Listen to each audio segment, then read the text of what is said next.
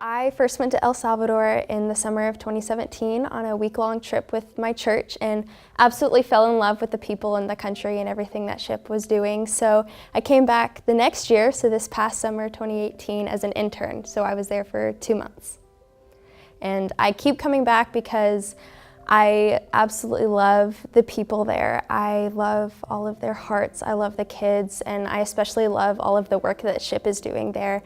I fully believe that they're doing the Lord's work and being the hands and feet of Jesus by meeting the physical and spiritual needs of the people on that mountain in El Salvador. So SHIP has impacted my life by giving me a new perspective on the world. I know that kind of sounds dramatic, but it really truly has shown me that there's so many people out there who don't have what I have here in the States and the things that I take for granted, and has really shown me how to appreciate the things that I have.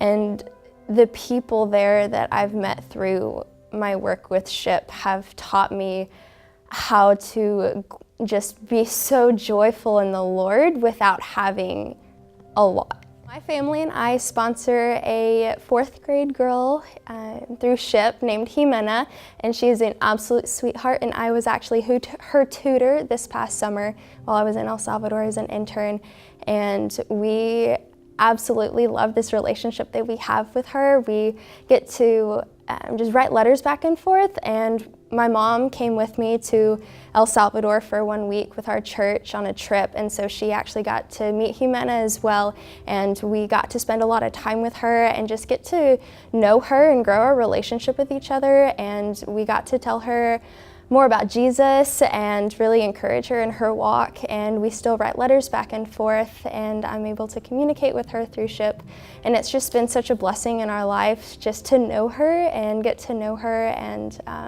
to just be a blessing for her, and she's a blessing for us as well.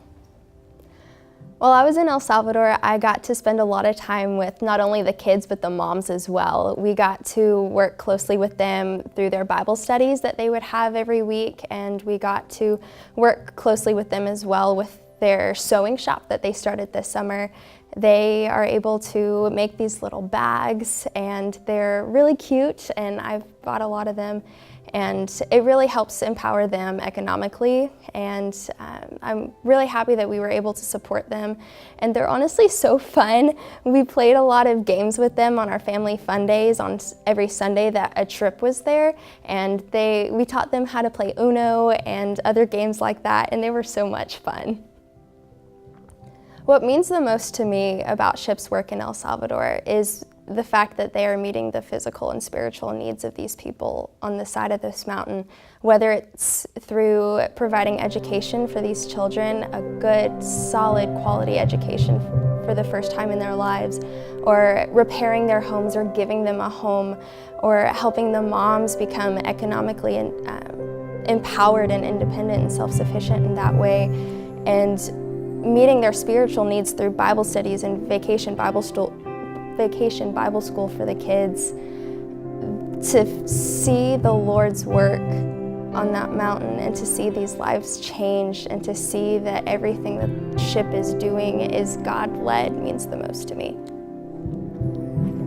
When I was in El Salvador this summer, I spent a lot of time with the younger kids, particularly the kindergarten and 1st graders. And my favorite moment from the entire summer was I was walking around the compound getting ready for tutoring, and my group of kindergarten and 1st graders that I worked really closely with walked into the compound, saw me, stopped what they were doing, dropped their backpacks, and screamed, "Amiga!"